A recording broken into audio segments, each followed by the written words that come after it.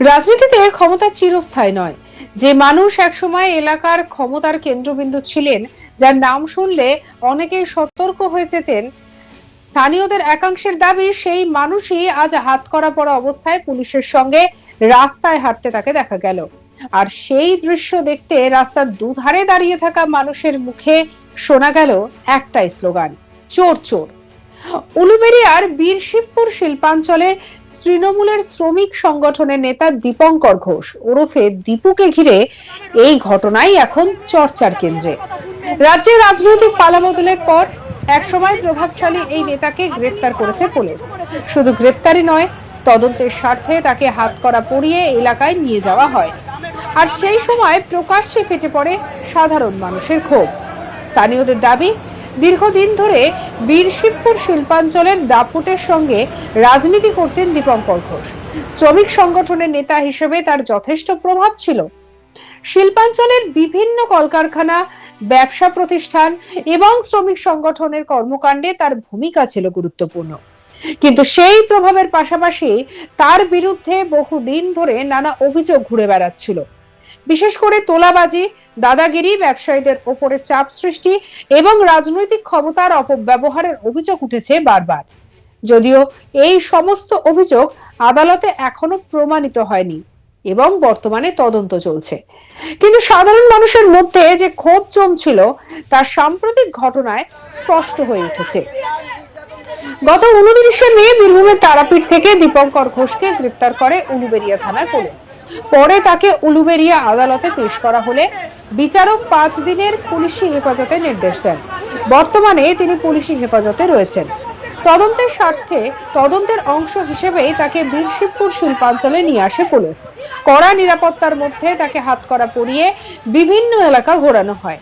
পরনে ছিল সাদা স্কার্ট এবং ফুল প্যান্ট, কিন্তু সেই সাধারণ পোশাকের আড়ালে লুকিয়ে ছিল এক অসাধারণ রাজনৈতিক বার্তা।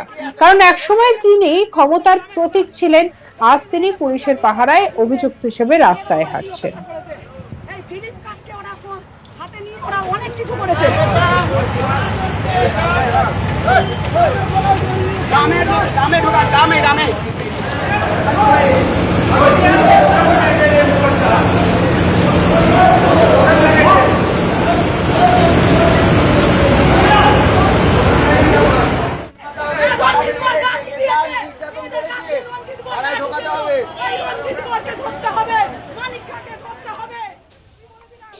দৃশ্যটি দেখার জন্য বহু মানুষ রাস্তায় নেমে আসেন। কেউ দাঁড়িয়ে দেখেছেন, কেউ মোবাইলে ছবি তুলেছেন, আবার অনেকেই ক্ষোভ উগরে দিয়েছেন। চোর চোর স্লোগানে মুখর হয়ে ওঠে এলাকার বিভিন্ন অংশ। শুধু তাই নয়, অনেকেই দাবি করেন তাকে শুধু প্রধান রাস্তা নয়, পাড়ার ভিতরেও নিয়ে যাওয়া হোক, যাতে এলাকার সমস্ত মানুষ তাকে দেখতে পান। এই প্রতিক্রিয়াকে শুধুমাত্র রাজনৈতিক আবেগ বলে উড়িয়ে দেওয়া কঠিন, কারণ এর পেছনে রয়েছে বহু বছরের জমে থাকা অসন্তোষ, অভিযোগ এবং ক্ষোভ। বীরশিবপুর শিল্পাঞ্চলে বহু বছর ধরে হাওড়ার অন্যতম গুরুত্বপূর্ণ শিল্পাঞ্চল হিসেবে পরিচিত। এখানে ছোট বড় বহু কলকারখানা রয়েছে। বহু শ্রমিক এখানে কাজ করেন। শ্রমিকের জীবিকা এই শিল্পাঞ্চলের উপর নির্ভরশীল। কিন্তু দীর্ঘদিন ধরে এই এলাকাকে ঘিরে নানা বিতর্ক রয়েছে।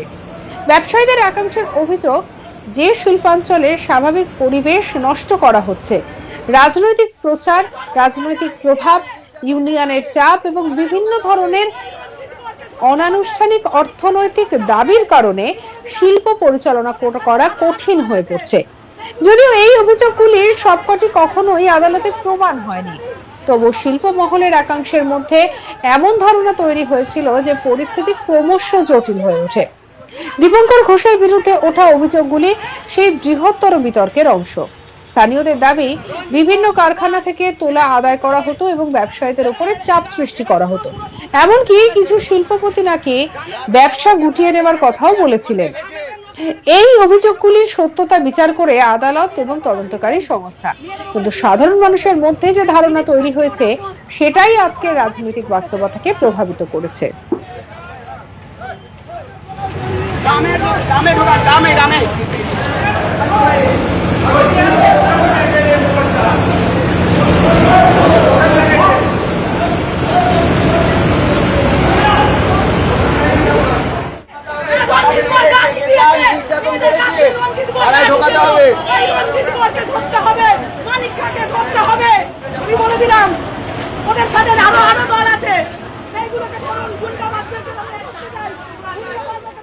এই নিয়ে আমাদের কালিক বৈদ্যনাথ ঝা রিপোর্ট দেখাবো।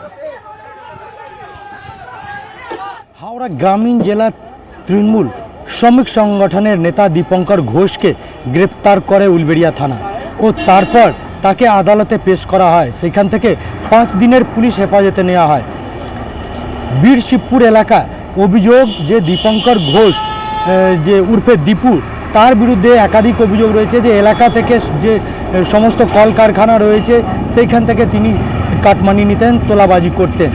এই ধরনের অভিযোগ পাওয়ার পর পুলিশ তাকে গ্রেপ্তার করে ও আদালতে তোলা হয়। 5 দিনের পুলিশ হেফাজতে নেওয়ার পর আজকে তাকে দেখা যায় যে বীরশিবপুর যে ইন্ডাস্ট্রিয়াল এলাকা রয়েছে, যেখানে কলকারখানা, যেই এলাকার অভিযোগ যে তিনি তোলাবাজি করতেন, সেই এলাকা তাকে হাতে হাত করা পরিয়ে ঘোরানো হয়েছে। কিন্তু পোশাক এবার হাওড়া যে গ্রামীণ পুলিশ রয়েছে তার আলাদা ছিল। তিনি ফুল প্যান্ট ও জামা পরে হাতে হাত করা পরিয়ে তাকে ঘোরানো হয়েছে। এলাকার মানুষরা দেখতে পেয়ে তাকে চোর চোর স্লোগান দেন। তাদের অভিযোগ যে এলাকায় দীর্ঘদিন তিনি মানুষকে প্রতারিত করেছেন ও তোলাবাজি তুলেছেন। সেই কারণে পুলিশের কাছে অভিযোগ ছিল আর সেই ভিত্তিতে তাকে গ্রেপ্তার করা হয়েছে। তিনি পুলক রায় ঘনিষ্ঠ বলে এমনটাই তারা দাবি করছেন। যদিও এই বিষয়ে পুলিশ প্রশাসনের তরফ থেকে কোনো রকম খবর না পাওয়া যায়নি, কিন্তু যেটা জানা গেছে যে তার বিরুদ্ধে যে একাধিক অভিযোগ রয়েছে, সেই অভিযোগের ভিত্তিতে বীরশিবপুর এলাকায় তোলাবাজি সহ কাটমানি বা মানুষকে প্রতারিত করা যে অভিযোগ, সেই অভিযোগের ভিত্তিতে দীপঙ্কর ঘোষ উর্ফে দীপুকে গ্রেপ্তার করা হয় ও তাকে আজকে সেই ইন্ডাস্ট্রিয়াল যে বীরশিবপুর এলাকা রয়েছে সেই বীরশিবপুর এলাকায় ঘোরানো হয়েছে।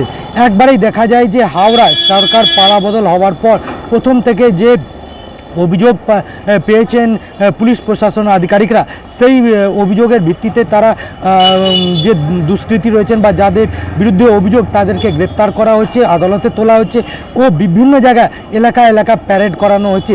যে সমস্ত এলাকা তাদের দাপটে ছিল, যেখানে তারা ঘুরে বেড়াতেন সারাদিন, বুক ফুলিয়ে তোলাবাজি করতেন এমনই অভিযোগ, সেই সব এলাকায় তাদেরকে ঘোরানো হয়েছে ও গ্রেপ্তার করার পর সেই এলাকায় তাদেরকে ঘুরিয়ে মানুষের মধ্যে যে আতঙ্ক ছিল, ভয় ছিল, সেই ভয়টা যাতে কম হয়, ভয় কেটে যায়, সেই কারণে তাদেরকে ঘোরানো হয়েছে এমনটাই পুলিশ সূত্রে জানা যাচ্ছে।